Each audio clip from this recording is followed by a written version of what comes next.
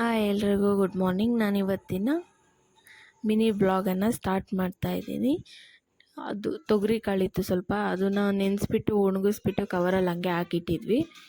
So ಅದನ್ನು ನಮ್ಮದು ಬೀಸೋ ಕಲ್ಲಿದೆ ನಮ್ಮ ಮನೆಯಲ್ಲಿ, ಅದರಲ್ಲಿ ನಮ್ಮ ಅತ್ತೆ ಅದೆಲ್ಲ ಹುಳ ಬಿದ್ದುಬಿಡುತ್ತೆ ಅಂತ ಹೇಳ್ಬಿಟ್ಟು ಎಲ್ಲ ಬೇಳೆ ಮಾಡ್ತಾಯಿದ್ದಾರೆ. ಒಂದು 1/4 kg ಕಾಳಿತ್ತೇನೋ ಅಷ್ಟೇ, ಇಲ್ಲ ಒಂದು 3/4 kg ಬೇಳೆ ಆಗಿದೆ.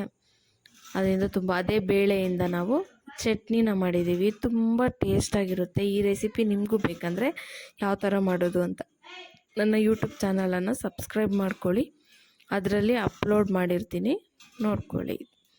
ಹಾಗೆ ಅನ್ನಕ್ಕೆ ನಮ್ಮ ಅಕ್ಕನ ಮಗಳು ಸ್ಕೂಲ್ಗೆ ಹೋಗಬೇಕಿತ್ತು, ಅನ್ನಕ್ಕೆ ಬಿಸಿ ಅನ್ನಕ್ಕೆ ಚಟ್ನಿ ಹಾಕ್ಕೊಂಡು ತಿಂತಾ ಇದ್ದಾಳೆ. ಅದನ್ನು ನಾನು ಹೆಂಗಿದೆ ಏನು ಅಂತ ಕೇಳ್ತಾ ಇದ್ದೀನಿ. ಅದಕ್ಕೆ ವೀಡಿಯೋ ಮಾಡ್ತಾಯಿದ್ದೆ, ಆಂಟಿ ವೀಡಿಯೋ ಮಾಡಬೇಡ ಅಂತ ನೋಡಿ ತಲೆ ಎಲ್ಲ ಆಡಿಸ್ತಿದ್ದಾಳೆ. ವೀಡಿಯೋ ಮಾಡಬೇಡ ಅಂತ ಹೇಳ್ತಾವಳೆ ನಮ್ಮಮ್ಮನಿಗೆ.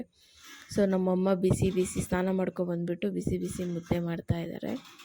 ಸೊ ಮುದ್ದೆನೂ ಮಾಡ್ತಾರೆ ನಮ್ಮಮ್ಮ. ಸಖತ್ತಾಗಿರುತ್ತೆ ಯಾಕಂದರೆ ಮುದ್ದೆ ಮಾತ್ರ.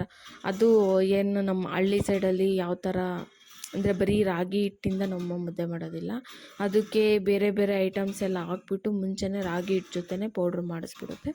ಅದು ಯಾವ್ಯಾವ ಥರ ಅಂದರೆ ಶುಗರ್ ಪೇಷಂಟ್ಸಿಗೂ ಎಲ್ಲ ತುಂಬ ಒಳ್ಳೆಯದು ಅದು ರಾಗಿ ಹಿಟ್ಟು. ಸೊ ಅದರಿಂದ ಬರೀ ರಾಗಿ ಹಿಟ್ಟು ತಿಂದ್ರೂ ಸ್ವಲ್ಪ ಶುಗರು ಇದಾಗುತ್ತಂತೆ, ಜಾಸ್ತಿ ಮುದ್ದೆನೂ ತಿನ್ನೋಕ್ಕೆ ಹೇಳೋದಿಲ್ಲ ಡಾಕ್ಟರ್ಸು. ಸೊ ಅದರಿಂದ ಇದೆಲ್ಲ ಮಿಕ್ಸ್ ಮಾಡ್ಕೊಂಡು ತಿಂದರೆ ಶುಗರ್ ಪೇಷಂಟ್ಸಿಗೆ ಕೂಡ ತುಂಬಾ ಒಳ್ಳೆಯದು. ಅದಕ್ಕೆ ಏನೇನು ಇಂಗ್ರೀಡಿಯೆಂಟ್ಸ್ ಹಾಕಿದ್ದಾರೆ ಅಂತ ಹೇಳ್ಬಿಟ್ಟು ನಾನು ಅದನ್ನು ಸಪ್ರೇಟ್ ವೀಡಿಯೋ ಮಾಡ್ತೀನಿ. ನಮ್ಮ ಅಮ್ಮನ ಹತ್ರನೇ ಹೇಳಿಸ್ತೀನಿ ಏನೇನು ಹಾಕಿದ್ದಾರೆ ಅಂತ ಹೇಳ್ಬಿಟ್ಟು. ಮುದ್ದೆ ಮಾಡ್ತಾಯಿದ್ದಾರೆ ನಮ್ಮಮ್ಮ. ಡೈಲಿ ಮಾರ್ನಿಂಗ್ 8 ಗಂಟೆ ಆದ ತಕ್ಷಣವೇ ನಮ್ಮ ಮನೇಲಿ ಗುರೂಜಿದು ಆನ್ ಮಾಡ್ಕೊಂಡು ನೋಡ್ತಾ ಇರ್ತಾರೆ. ಎವ್ರಿಡೇ ರಾಶಿಫಲ ಕೇಳ್ತಾರೆ, ಮತ್ತು ಅದು ಯಾವ ಥರ ಹೇಳ್ತಾರೆ ಏನು ಅಂತೆಲ್ಲ ಪಾಲಿಸ್ಕೊಂಡು ಅದೇ ರೀತಿ ಮಾಡ್ತಾರೆ. ಹಾಗೆಯೇ ಮತ್ತು ಇಂಟ್ರೆಸ್ಟಾಗಿ ನೋಡ್ತಾ ಇದ್ದಾರೆ. ಮುದ್ದೆ ಚಟ್ನಿ ಹಾಕ್ಕೊಂಡು ತಿಂತಾಯಿದ್ದಾರೆ. ಬೆಳಗ್ಗೆ ನಾವು ಟಿಫನ್ ಏನು ಮಾಡೋದಿಲ್ಲ ಜಾಸ್ತಿ, ಅದು ಇಷ್ಟ ಆಗೋಲ್ಲ ನಮಗೆ.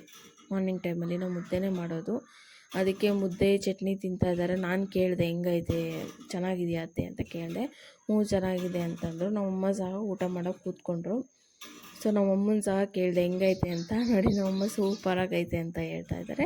Thank you for the watching. Keep watching.